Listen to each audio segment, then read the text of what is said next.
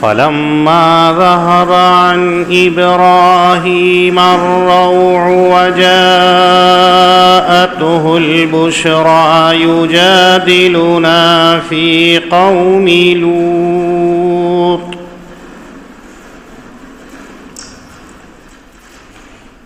إن إبراهيم لحليم أواه منيب يا إبراهيم أعرض عن هذا إنه قد جاء أمر ربك وإنهم آتيهم عذاب غير مردود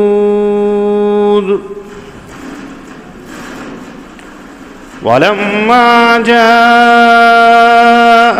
رسلنا لوطا سيء بهم وضاق بهم ذرعا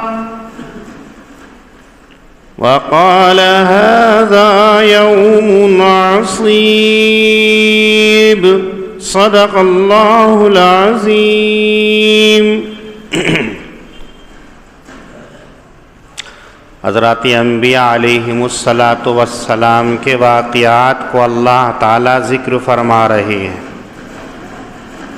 پیچھے حضرت ابراہیم علیہ السلام کا ایک واقعہ اللہ نے ذکر کیا تھا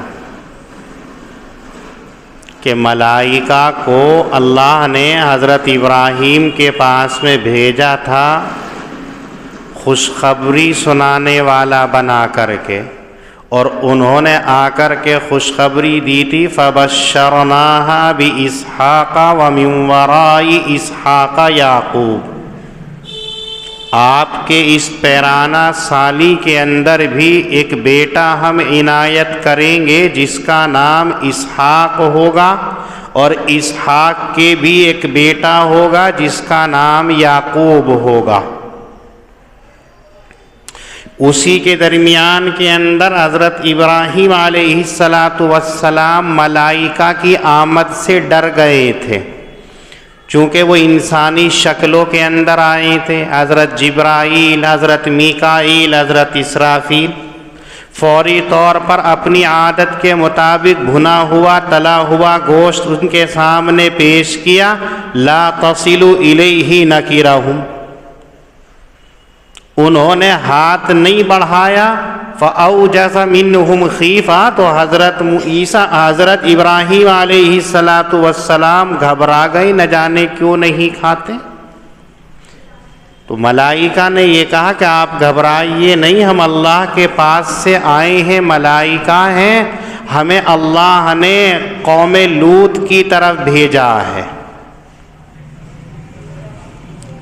تب حضرت ابراہیم علیہ السلام کا غصہ ٹھنڈا ہوا، حضرت ابراہیم علیہ السلام کا خوف جاتا رہا، حضرت ابراہیم کے اندر جو ڈر پیدا ہو گیا تھا جب ختم ہو گیا، اور یہ سنا انا ارسلنا الی قوم لوط، کہ ہمیں قوم لوط کو ہلاک کرنے کے لیے بھیجا گیا ہے، تو حضرت ابراہیم علیہ السلام انتہائی رقیق القلب تھے۔ حضرت ابراہیم علیہ السلام کی اللہ تعالیٰ 3 صفات بیان کر رہے ہیں، لحلیم اواہ منیب۔ حضرت ابراہیم جو تھے انتہائی تحمل والے، انتہائی نرم دل، اور اللہ رب العزت کی طرف رجوع رہنے والے۔ ہمہ وقت حضرت ابراہیم علیہ السلام اللہ کی طرف لو لگائے رہتے تھے، اور نرمی کا عالم یہ تھا کہ ذرا سی کوئی چوک ہوتی تو آپ کی آنکھوں سے آنسو جاری ہو جایا کرتے، آپ پریشان ہو جایا کرتے تھے۔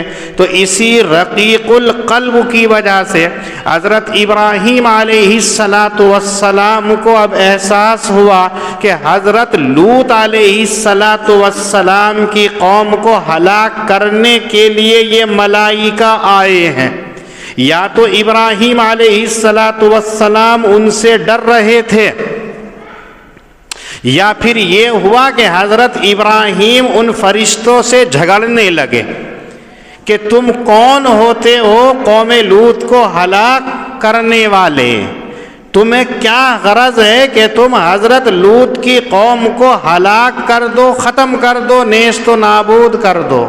وجہ یہ تھی کہ حضرت ابراہیم علیہ السلام کو یہ امید تھی کہ ممکن ہے کہ یہ قوم جو حضرت لوط کی قوم ہے، حضرت لوط کے اوپر ابھی ایمان نہیں لائی، ہو سکتا ہے آگے چل کے ایمان لے آئے۔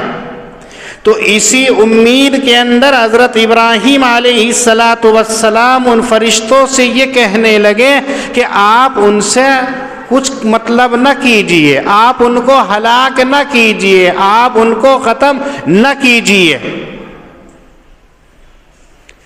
ملائکہ نے دیکھا تو اللہ رب العزت کے حکم سے یوں کہا، یا ابراہیم اعرض عن ھذا، ابراہیم اس خیال کو چھوڑ دیجئے جو آپ کے ذہن کے اندر آ گیا ہے کہ اس قوم کو ہلاک نہ کیا جائے، ممکن ہے وہ ایمان لے آئیں، آپ اپنے ذہن سے اس سوال کو، اس ذہن کی سوچ کو ختم کر دیجئے۔ قد جاء امر ربک، تیرے رب کا حکم تو ان کے لیے ہو چکا ہے، اب تو ان کو ہلاک ہونا ہی ہونا ہے۔ اور آگے بھی یہ کہا انہم آتیہم عذاب غیر مردود، جو عذاب ہم لے کر کے آئے ہیں رب کی طرف سے اس قوم کی ہلاکت کے لیے، وہ واپس جانے والا نہیں ہے۔ آپ جو ہم سے یہ مناظرہ کر رہے ہیں، حیل و حجت کر رہے ہیں، مقابلہ کر رہے ہیں، لڑائی جھگڑا کر رہے ہیں، تو آپ کے اس بات سے ایسا نہیں کہ اس عذاب کو ٹال دیا جائے، بلکہ یہ عذاب آ کر کے ہی رہے گا۔ چنانچہ حضرت ابراہیم علیہ السلام پیغمبر تھے، ملائکہ کی زبانی جب یہ سن لیا کہ اب یہ کہہ رہے ہیں انہم آتیہم عذاب غیر مردود، تو اب تو اللہ کا حکم اٹل ہے، وہ آ کر کے رہے گا، کوئی اس کو ٹال نہیں سکتا ہے۔ اب وہ راضی ہو گئے کہ اب اللہ کا معاملہ ہے، اللہ ان کو ہلاک کرنا چاہتا ہے تو ہلاک کر دے۔ چنانچہ یہ تینوں فرشتے جو اللہ کی طرف سے خوشخبری دینے کے لیے حضرت ابراہیم علیہ السلام کے پاس میں آئے تھے، اب یہاں فلسطین سے نکل کر کے حضرت لوط علیہ السلام کی طرف چلتے ہیں۔ حضرت لوط علیہ السلام یہاں سے 12 میل کی دوری پر رہا کرتے تھے۔ اللہ نے ان کو نبی اسی قوم کا بنایا تھا، وہ لوگوں کو دعوت دیتے رہے، وحدانیت کی طرف بلاتے رہی، وہی تمام انبیاءوں کا کہ اے لوگو لا الہ الا اللہ کا اقرار کر لو، فلاح یاب کامیاب ہو جاؤ گے۔ اور ما سألتکم علیہ من اجر ان اجری الا علی اللہ رب العالمین، تم سے نہ محنت نہ مزدوری مانگتا ہوں، نہ کچھ مال مانگتا ہوں، میری ساری محنت مزدوری اور محنتانہ میرے رب کے اوپر ہے، وہ جو چاہے مجھے عنایت کر دے۔ لیکن وہ قوم جو ہے نافرمان تھی، اللہ کی نافرمان رہی، اور اس قوم کے اندر ایک سخت ایسی بیماری تھی۔ قرآن کریم کہتا ہے کہ دنیا کے اندر ایسی بیماری کے اندر کوئی اور قوم مبتلا نہیں ہوئی، ایسی خرابیاں ان کے اندر تھی، ایسی بیماری، ایسا روگ ان کے اندر تھا کہ کسی اور کے اندر یہ نہیں تھا۔ ان کی اتنی غلط عادت تھی کہ قرآن کریم نے بھی ان کے لیے عذاب جو متعین کر کے ہمیں بتایا ہے وہ یقیناً انہی کے لائق اور مناسب تھا، آگے چل کے آئے گا۔ اب یہ ملائکہ حضرت ابراہیم علیہ السلام سے رخصت ہو کر کے حضرت لوط علیہ السلام کے پاس میں تشریف لے گئے۔ نوجوان اور خوبصورت انسانوں کی شکل کے اندر یہ گئے۔ حضرت لوط علیہ السلام کی عادت وہی تھی جو حضرت ابراہیم علیہ السلام کی تھی، مہمان نوازی کی۔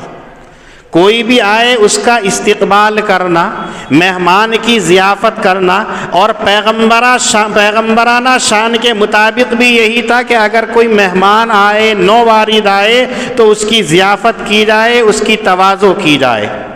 اب حضرت لوط علیہ السلام اپنی قوم کو جانتے تھے، اور ادھر ان کو دیکھا کہ یہ نوجوان ہیں، خوبصورت ہیں، تو دل کے اندر بڑے تنگ ہوئے کہ اگر ان کو میں لے کر کے اپنے گھر کے اندر چلتا ہوں تو قوم ان کے ساتھ میں غلط حرکت ضرور کرے گی جس برائی کے اندر وہ مبتلا ہے، اور اگر میں یہیں سے سلام دعا کر کے رخصت کر دیتا ہوں تو یہ پیغمبر کی شان کے خلاف ہے کہ مہمان آیا ایسے ہی بھیج دیا۔ آپ دیکھیں بہت برا ہے، جن لوگوں کی عادت ہوتی ہے کسی کو کھلانے کی، اگر کوئی ان کے پاس آئے اور بغیر کچھ کھائے پیے چلا جاتا ہے تو ان کی طبیعت پر بڑا شاک گزرتا ہے، عجیب لگتا ہے، ان کی طبیعت بے چین ہو جاتی ہے۔ لیکن ہماری تمہاری طرح نہیں، اگر کوئی آیا مسافہ ملا تو ایک دم خوش ہو جاتے ہیں کہ ہماری چائے بھی بچ گئی ہے، ہمارا کھانا بھی بچ گیا ہے۔ مولانا ابو بکر صاحب آئے ہیں، اگر رات کو یہ کہنے لگے قاری صاحب میں جا رہا ہوں تو قاری صاحب کہیں گے اچھا جی وعلیکم السلام، صبح کے پائے بچ گئے۔ لیکن جن کی عادت کھلانے کی ہوتی ہے، اگر ان کے یہاں کوئی کھانا کھا کر کے نہ جائے تو بے چین ہو جاتی ہے طبیعت کے اندر، ایسا لگتا ہے نہ جانے کیا نقصان ہو گیا ہے، جس کی یہ عادت بن جاتی ہے۔ حضرت لوط علیہ السلام کی بھی یہی کیفیت ہو رہی تھی کہ اگر میں انہیں یہیں سے رخصت کر دیتا ہوں تو میری طبیعت نہیں گوارا کر رہی ہے، اور اگر میں انہیں لے کر کے اپنے گھر چلتا ہوں تو قوم کے اندر جو خرابی تھی کہ بجائے عورتوں کے مردوں کے ساتھ میں بدفعلی کیا کرتے تھے، کوئی نوجوان کوئی خوبصورت لڑکا ہوا کرتا تھا تو اس کے ساتھ غلط حرکت کرنا ان کا اتنا تیز ہو گیا تھا کہ انہیں شرم اور عار بھی نہیں آیا کرتی تھی۔ اس بیماری کے اندر مبتلا ہے۔ قرآن کریم کہتا ہے اِنَّكُمْ لَتَأْتُونَ الرِّجَالَ شَهْوَةً مِّن دُونِ النِّسَاءِ، عورتوں کو چھوڑ کر کے تم غلط حرکت مردوں کے ساتھ میں کرتے ہو، اور یہ بھی کہتا ہے کہ عالم کے اندر، دنیا کے اندر تمہارے علاوہ کسی نے یہ حرکت نہیں کی ہے۔ نبی اکرم صلی اللہ علیہ وسلم فرماتے ہیں کہ حضرت لوط کی قوم کے علاوہ ایسی بدفعلی دنیا کے اندر کسی نے نہیں کی، اتنی غلط حرکت ان کی تھی۔ جہاں نوجوان لڑکا دیکھا تو یہ اس کے ساتھ غلط حرکت، ڈرتے نہیں تھے، چھپ کر کے نہیں کرتے تھے، کھلم کھلا اعلان کیا کرتے تھے۔ حضرت لوط علیہ السلام یہ دیکھ رہے تھے، وَذَاقَ بِهِمْ ذَرْعًا، اور دل کے اندر تنگ بھی ہو رہے تھے، اور یہ کہہ رہے تھے ہَذَا يَوْمٌ عَصِيبٌ، بڑا سخت دن آج میرے پاس آن پہنچا ہے، میں دوراہے پر کھڑا ہوں، مجھے یہ معلوم نہیں کیا کرنا چاہیے، انہیں ساتھ لے کر کے جاؤں یا ساتھ نہ لے کر کے جاؤں۔ لیکن طبیعت غالب آ گئی، طبیعت یہ غالب آئی کہ انہیں گھر لے کر کے جا کے مہمان نوازی کر کے کھانا کھلا کر کے رخصت کیا جائے۔ چنانچہ ان کو لے کر کے اپنے گھر پہنچے اور گھر میں فوراً تاکید کر دی کہ دیکھو یہ مہمان ہیں، ان کی اطلاع کسی قوم کو، کسی کو مت بتلا دینا، کسی کو نہ بتلانا کہ کون آئے ہیں۔ لیکن اللہ انتہائی قدرت کاملہ والے ہیں، اللہ تعالیٰ جو کام کرتے ہیں کسی کے سمجھ میں آئے یا نہ آئے، یہی اللہ کی قدرت ہے۔ جب اللہ تعالیٰ چاہتے ہیں تو ایک ایسے شخص کے گھر کے اندر جو نافرمان ہوتا ہے، باغی ہوتا ہے، نیک بندہ پیدا کر دیتے ہیں، جیسا کہ سیدنا ابراہیم علیہ السلام ہے کہ آزر بت پرست ہے، اس کے گھر کے اندر اللہ رب العزت حضرت ابراہیم خلیل اللہ جیسا پیغمبر پیدا کرتے ہیں، جن کی نسل کے اندر خاتم الانبیاء محمد رسول اللہ صلی اللہ علیہ وسلم کو بھیجا جاتا۔ اور دوسری طرف حضرت لوط علیہ السلام ہیں، پیغمبر کا گھر ہے، پیغمبرانہ ماحول ہے، ان کے گھر کے اندر ایک نافرمان عورت کو ان کی نگاہ کے اندر دے دیا جاتا ہے۔ حضرت لوط کی بیوی ہیں لیکن ایمان حضرت لوط کے اوپر نہیں لائی، چپکے سے جا کر کے قوم کو خبر دے دی کہ تمہیں پتہ نہیں ہے آج جو ہے لوط کے گھر کے اندر ایسے نوجوان لڑکے آئے ہیں کہ آج تک تم نے دنیا کے اندر دیکھے نہیں ہوں گے. بس جو اس غلط کام کے پیچھے پڑنے ہوتے ہیں ان کی کیا حال ہوتی ہے. قرآن کریم کہتا ہے جاءہ قومہ یہرعون الیہ، جیسے ہی انہوں کو یہ بھنک لگی کہ حضرت لوط کے گھر کے اندر نوجوان لڑکے آئے ہوئے ہیں جو خوبصورتی کے اندر اپنی مثال آپ ہے، تو دوڑے چلے آئے، بھاگے چلے آئے. حضرت لوط علیہ السلام کو جیسے پتہ لگا فوراً کمرے کا گھر کا دروازہ بند کرا لیا، چاروں طرف سے دروازہ بند کر دیا، اور آپ اوپر چڑھ کر کے قوم سے خطاب کرتے ہوئے یوں کہتے ہیں ہؤلاء بناتی ہن اطہر لکم، میری بیٹیاں ہیں یہ تمہارے لیے پاک ہیں، اس غلط حرکت سے باز آ جاؤ، ہم تمہارے سرداروں سے اپنی بیٹیوں کا نکاح کر دیں گے، یہ تمہارے لیے بہتر ہے. اور بعض مفسرین ہؤلاء بناتی کا مطلب بیان کرتے ہیں کہ بنات سے حضرت لوط کی اور لڑکیاں مراد نہیں تھی، بلکہ پورے ان لوگوں کی کہ جو ایمان لے آئے تھے ان کی بیٹیاں مراد تھی. کیونکہ پیغمبر جو ہوا کرتا ہے وہ باپ کے مانند ہوا کرتا ہے، وہ ساری کی ساری جو بیٹیاں تھیں جو ایمان لے آئی تھی ان کی طرف نسبت کرتے ہوئے حضرت لوط علیہ السلام کہتے ہیں اس برے ارادے کو ذہن سے نکال دو، اور قوم کی نوجوان بیٹیاں ہیں ان سے نکاح کر کر کے تم اپنی تکمیل کر لو، آپ کے لیے یہ پاکیزگی کا ذریعہ ہوں گی. فاتقوا اللہ ولا تخزونی فی ضیفی. اور حضرت لوط علیہ السلام نے یہ بھی کہا کہ دیکھو تم اللہ سے ڈرتے رہو، اللہ نے تمہیں پیدا کیا ہے، وہ قادر ہے، مالک ہے، اس سے ڈرتے رہو، اس حرکت سے باز آ جاؤ. اور دیکھو مہمانوں کے سامنے مجھے رسوا نہ کرو، مہمانوں کے سامنے مجھے شرمندہ نہ کرو، مہمانوں کے سامنے مجھے ذلیل نہ کرو.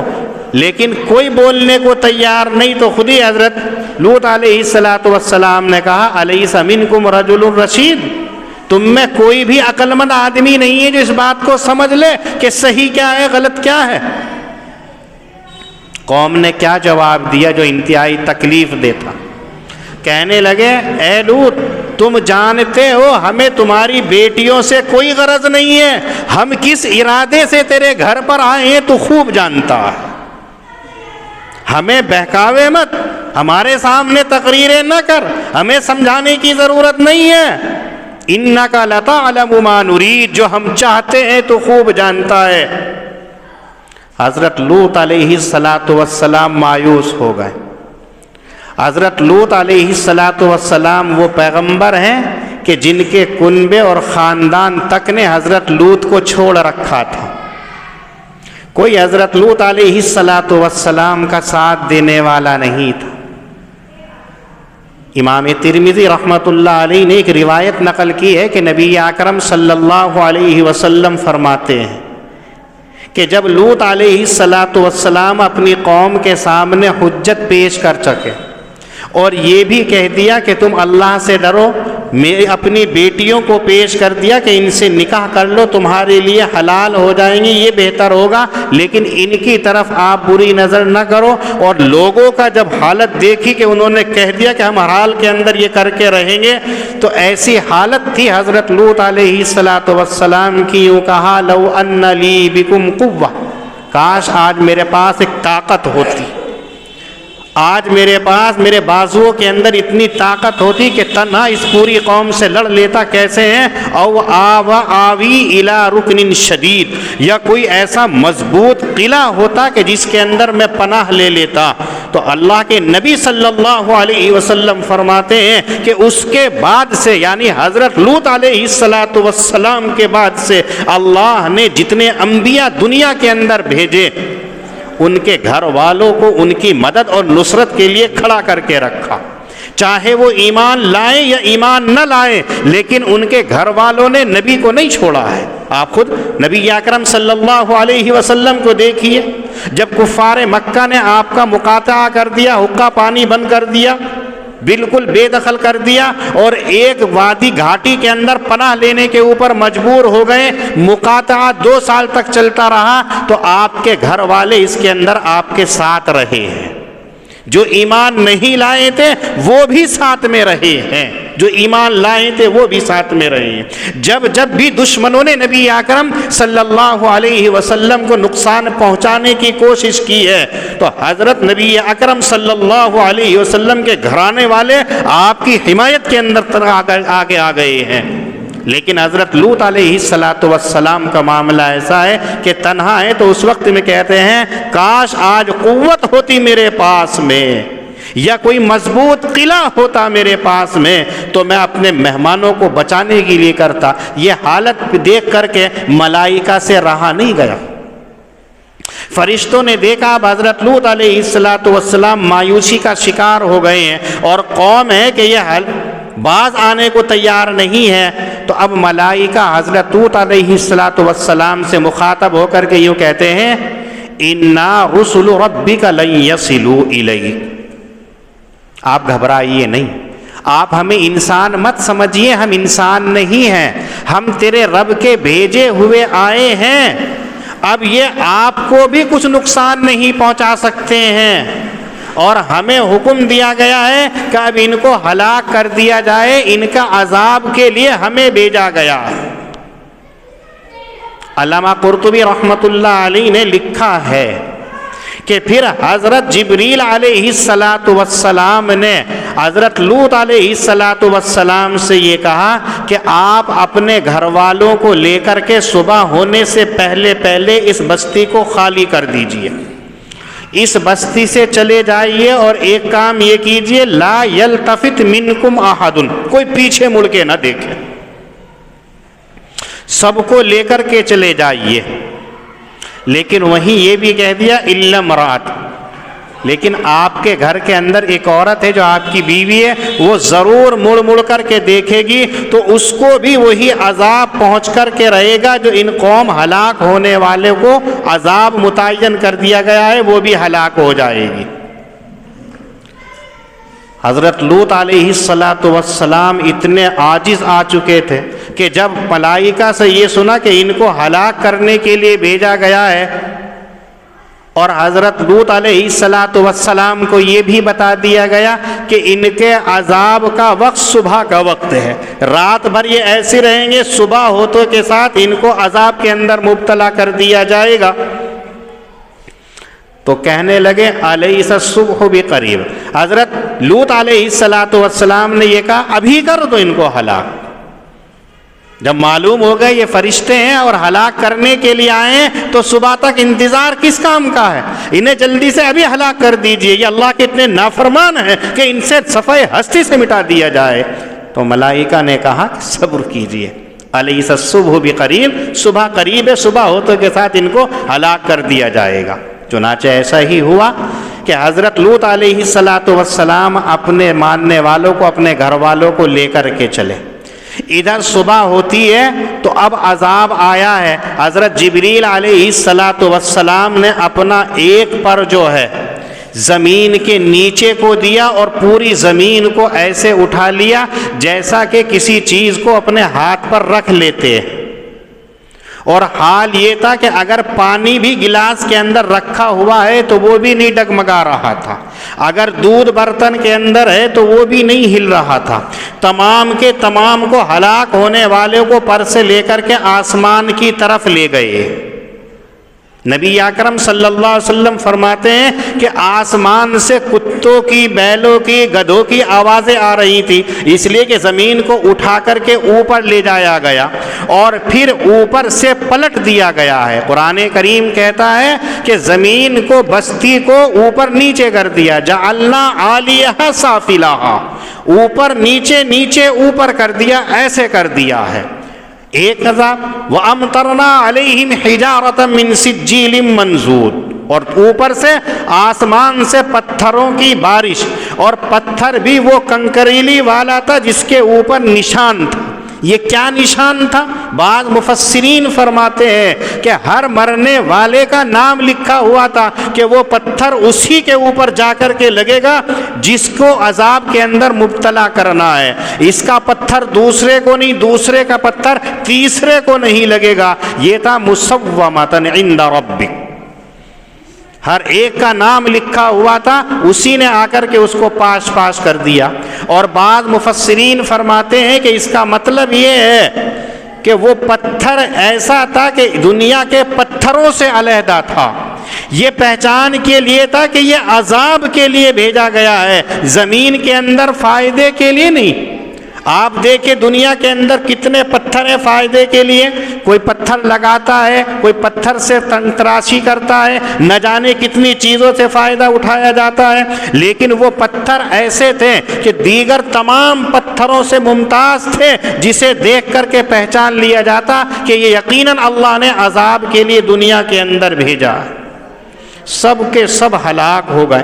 جیسی بستی اوپر سے جا کر کے نیچے کو پلٹی اور دھڑام سے آواز ہوئی ہے تو وہ عورت جو حضرت لوط علیہ السلام کے گھرانے کی ایمان نہیں لائی تھی، پیچھے مڑ کر کے یہ کہتی ہے کہ پتہ نہیں قوم کا کیا ہوا. اتنا اس کی زبان سے نکلا ہے کہ اوپر سے ایک پتھر آیا اور اس کے بھیجے کو پاش پاش کر دیا، ختم ہو گئی. وما ہی من الظالمین ببعید.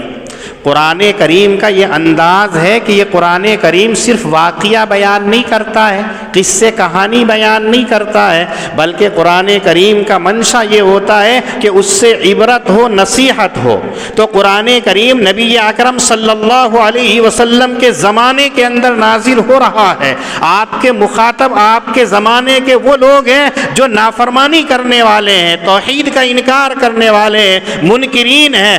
ایسے تمام لوگ ہیں تو ان کے لیے کہا وما ہی من الظالمین ببعید. اے محمد صلی اللہ علیہ وسلم آپ اپنے زمانے کے ان لوگوں سے کہیے کہ لوط کی بستیاں ان کے گاؤں سے، شہر سے دور نہیں ہے.